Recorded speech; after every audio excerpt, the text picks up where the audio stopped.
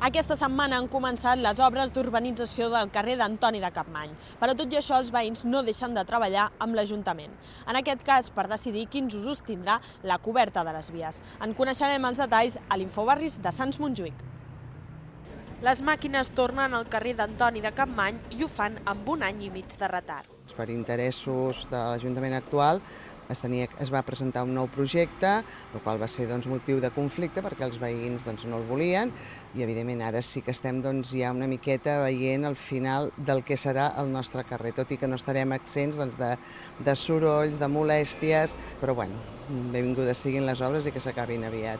Els treballs serviran per convertir Antoni de Capmany en un carrer per a vianants de plataforma única amb rampes enjardinades que el connectaran amb la coberta.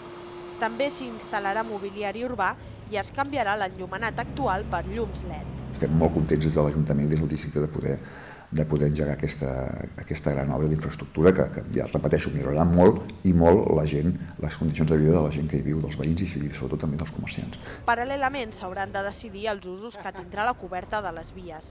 L'Ajuntament ha encarregat un estudi per conèixer les propostes del veïnat a 2 empreses externes. Els resultats han estat molt diversos.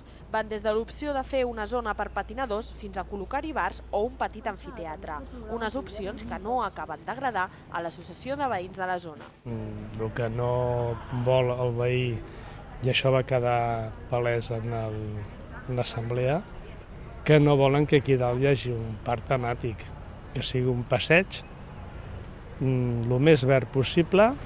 L'Ajuntament ha descartat alguna de les propostes, com ara la zona de patinadors, i vol arribar a un consens amb el veïnat el més aviat possible. D'aquesta manera podrà començar les obres d'urbanització de la coberta un cop finalitzin les del carrer d'Antoni de Capmany.